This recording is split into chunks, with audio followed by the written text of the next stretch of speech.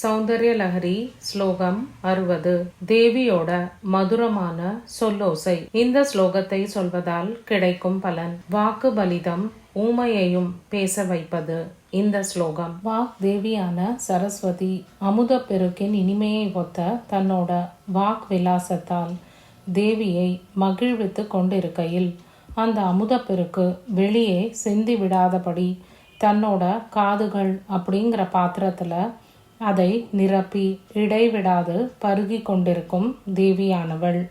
சரஸ்வதி தேவியோட சாதுரியத்தை, வாக்கு சாதுரியத்தை பாராட்டும் வகையில் தன்னோட தலையை அசைக்கும் போது அவளோட காதில் அணிந்திருக்கும் தங்கமயமான குண்டலங்களின் நுட்பமான மணிகள் அந்த ஒலி, அதாவது ஆம் ஆம் என்று சரஸ்வதி தேவியோட அமுத மொழிகளை ஆராதிப்பதை போல, ஆமோதிப்பதை போல, வழிமொழிவதை போல இருக்கின்றதாம்.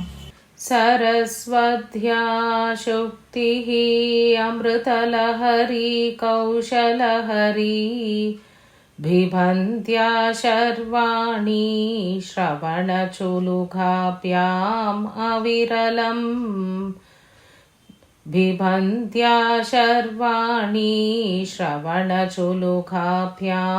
அவிரலம் चमत्कारश्लाघा चलितशिरसकुण्डलगनः चमत्कारश्लाघा चलितशिरसकुण्डलगनो जनत्कारैस्धारै प्रतिवचनमाचष्ट इव ते जनत्कारैस्तारै प्रतिवचनमाचष्ट इव ते।